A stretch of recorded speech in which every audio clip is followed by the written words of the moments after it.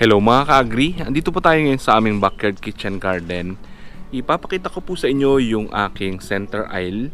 Ito po yon, may mga nakatanim po dito na iba't ibang klase ng gulay. I-share ko po sa inyo mga ka-agri kung bakit naging low maintenance itong garden ko. Coming up. So ito po yung mga nakatanim dito sa aking center aisle. Dito po sa unahan, ito yung tinatawag kong flower garden. Dito po may mga nakatanim na bulaklak. Ito, meron ditong kamantige. Ito po yung isang klase din ng bulaklak.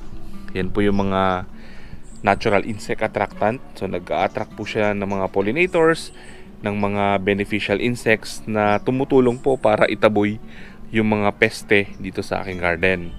Then ito naman, ito po yung gawa sa gulong. Nabili po namin ito. Tinaniman ko siya ng kamote, talbos ng kamote. Tapos sinamahan ko po ng basil para ma-maximize po yung space. Ito po nakakatuwa kasi ilan lang po yung tinanim ko dito. Ito, yan. Tapos ang dami pong mga talbos na tumutubo. So hindi na po kami bumibili sa palengke ng kamote. Ito po hina-harvest lang namin. Last time nung nag-harvest ako dito, naka-harvest ako ng mga isang big kiss din. So isang lutuan din namin. Ngayon, marami na naman pong pwedeng i-harvest. Yung kanyang talbos. Pwede na naman siyang i-harvest at ihalo sa ating mga niluluto. Then dito sa gitna, andito po yung ating cherry tomato. Ayan, sobrang dami po ng kanyang bunga. Yan, tuloy-tuloy.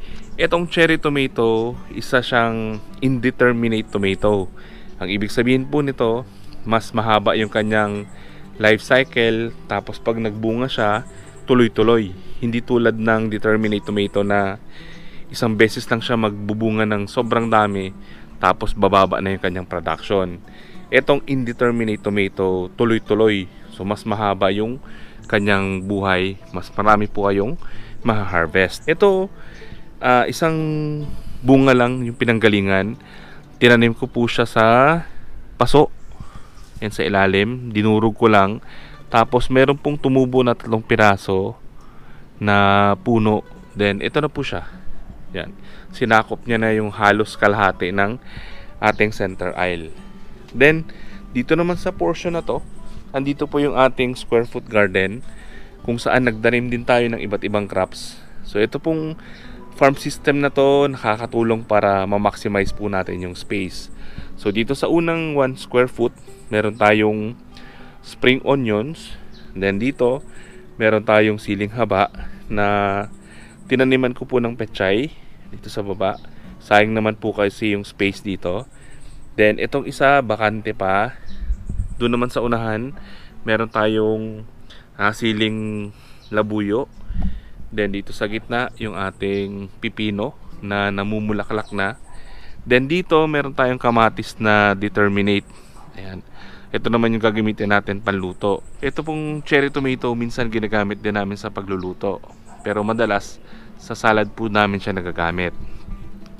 Then kaya po siya naging low maintenance kasi itong raised bed na to, ang ginawa ko po dito yung lasagna approach.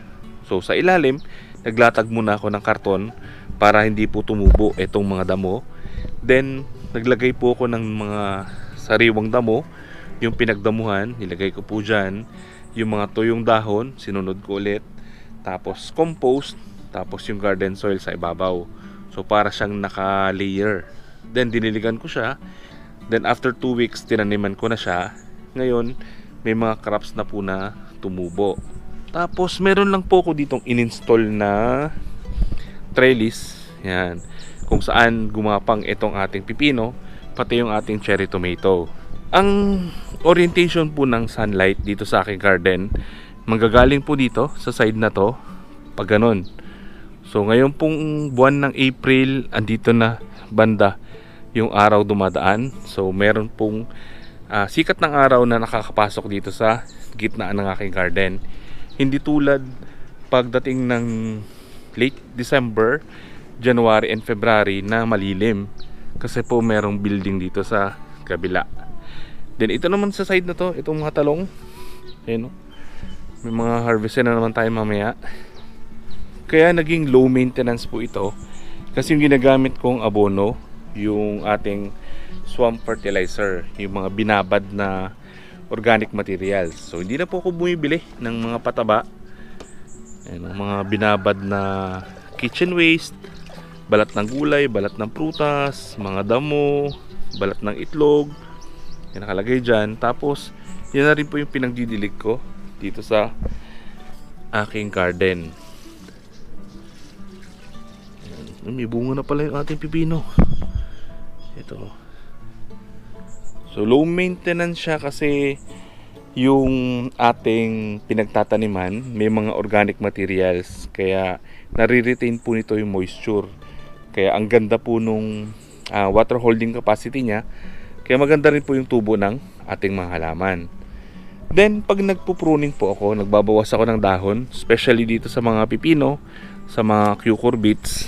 Kung wala namang sira yung mga dahon, hinuhulog ko na lang po dyan sa baba, pinabubulok para maging pataba. Yan. Cut and drop. Pero kung may mga sira, may mga sakit, tulad po nito, meron siyang leaf miner. Yan, aalisin ko na lang para hindi kumalat yung mga leaf miner.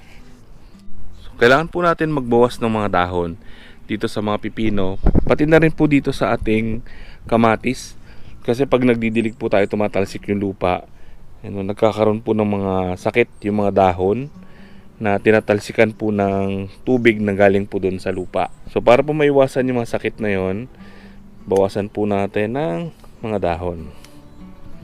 Etong kamatis na tinanim ko dito, galing po ito sa bunga. So ini-slice ko lang siya, tapos naglagay ako ng 2 pirasong slice. So ngayon ito na po siya. And iba dito, ayan, pinahiga ako kasi papadamihin ko po yung kanyang ugat. Papaugatin natin sa katawan para mas matibay yung ating kamatis. May tanim din po tayong okra, kaya lang medyo payat kasi po hindi na siya natatamaan ng sikat ng araw. Medyo crowded yung ating area, sobrang lilim na, kaya medyo maliliit itong okra natin. Pero nagpunla na po ako ng panibagong okra, so palalakihin natin ng konti dun sa container, saka natin siya ilipat para makahabol siya dun sa mga malalaking crops. Then dito naman sa unahan, meron po ditong garlic chives. Yan, may mga herbs. So, nakakatulong po yung mga herbs para i-repel yung ibang mga insekto sa ating garden. Nakakatulong din po yung pagtatanim natin ng iba't ibang crops dun sa iisang area, kasi nagkakaroon po sila ng symbiotic relationship. Yung ibang mga tanim nakakatulong para i-repel yung ibang peste na sumisira dun sa ibang mga pamilya ng mga gulay. Then kung high density yung pagtatanim natin, tulad dito medyo madami, mas matagal po dry yung ating lupa kasi nakaka-cover ng mga maliliit na crops yung ating lupa, kaya matagal siyang matuyo. So sana po nakatulong yung information na to. Sana tulungan nyo rin kami i-share yung mga information para makatulong po tayo sa iba. Maraming salamat po. Happy farming!